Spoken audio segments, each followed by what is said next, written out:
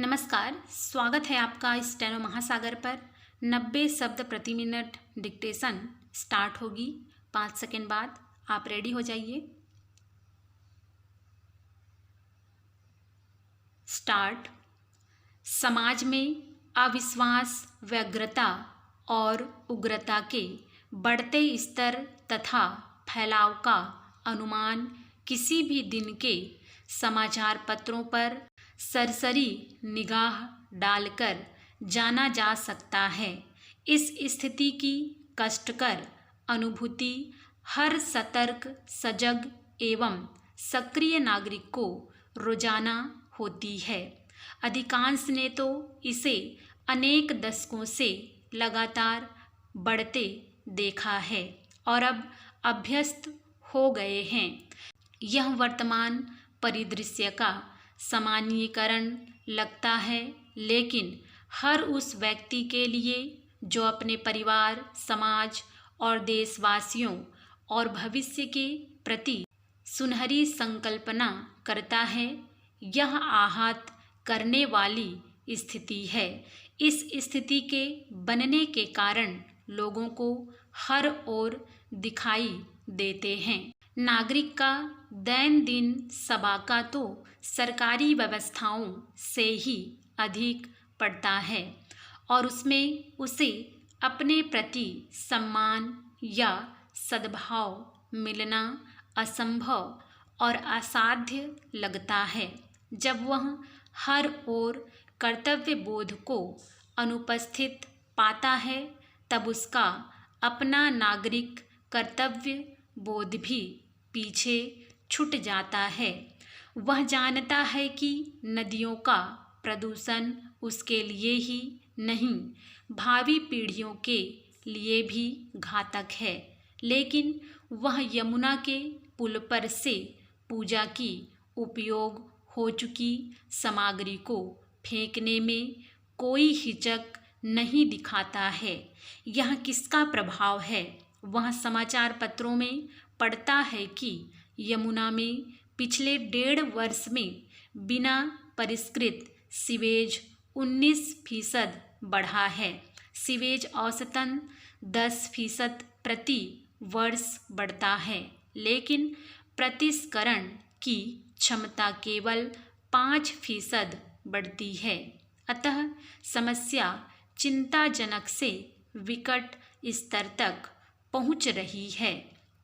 दिल्ली में कूड़े के पहाड़ और उसके आसपास रहने वालों का जीवन कितना असह्य और कठिन होता जा रहा है, यह तो वहाँ रहने वाले ही बता सकते हैं।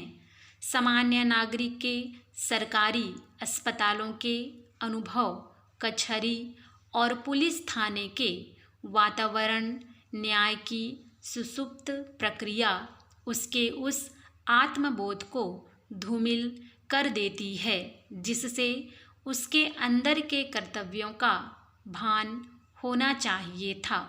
समाज में व्याप्त तनाव का फैलाव अनेक प्रकार की नकारात्मक प्रवृत्तियों और नकारात्मकता को जन्म देता है और उसका प्रकटीकरण समय समय पर होता रहता है, लेकिन लोगों ने इसे अपनी नियति मान लिया है। राजनीति से प्रेरित और प्रायोजित विरोध प्रदर्शनों में सरकारी संपत्ति को तोड़ना, फोड़ना, वाहन जलाना एक आवश्यक अंग बन गया है। तनाव का बोझ अब सामान्य नागरिक पर लगातार बढ़ता रहता है। तब किसी छोटी सी घटना से व्यक्ति के अंदर कितना भयावह विस्फोट हो सकता है जो हर किसी का दिल दहला दे। इंदौर के पास एक व्यक्ति घर लौटता है, एक आवारा कुत्ते के भौंकने पर क्रोधित हो जाता है और एक तलवार उठाकर उसे मारने दौड़ता है।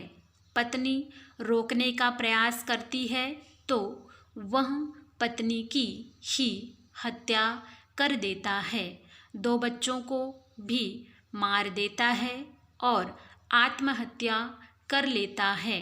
उसके 2 छोटे बच्चे छत से कूदकर अपनी जान तो बचा सके लेकिन अनाथ हो जाते हैं। असहजता की स्थिति घरों और परिवारों में आवश्यक सहजता और पारिवारिक सद्भाव पर नकारात्मक प्रभाव डाल रही है। जब जीवन अधिकांश के लिए असहज स्थिति में आता है तब उसके मूल कारण भ्रष्ट आचरण, अनैतिकता और जनकल्याण कोष का दुरुपयोग और भी तेजी से पनपता है। एक प्रचलित उदाहरण लेते हैं। वर्ष 2007-8 के प्रारंभ से ही केंद्र सरकार अल्पसंख्यक छात्रवृत्ति योजना के अंतर्गत सारी धनराशि उपलब्ध कराती रही है।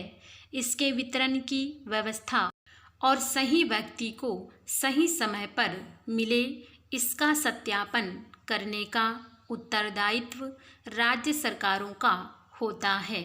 जब जब इसकी जांच होती है, आंखें खोलने वाले भ्रष्ट आचरण के आंकड़े सामने आते हैं।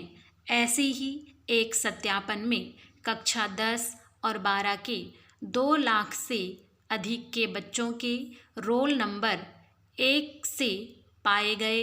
एक अन्य जांच में उन 1572 मदरसों में से 53% यानी 830 फर्जी निकले। अब कल्पना कीजिए कितने बच्चों के नाम पर तंत्र के भ्रष्ट अधिकारियों ने अपनी तिजोरियां भरी होंगी। ये वह लोग हैं जो समय समय पर हर सरकार की अल्पसंख्यकों की शिक्षा पर ध्यान न देने की शिकायत करते रहे हैं और इसे राजनीतिक हथियार बनाते हैं। अनुसूचित जाति और जनजाति के लिए मिलने वाली छात्रवृत्तियों में भी करोड़ों रुपये के घोटाले होते रहते हैं। दुर्भाग्य यह है कि इस देश में कानून व्यवस्था इस स्थिति में पहुंच गई है कि न्याय मिलने में देरी कितनी होगी इसका अनुमान पीड़ित व्यक्ति कभी नहीं लगा सकता है। स्टॉप।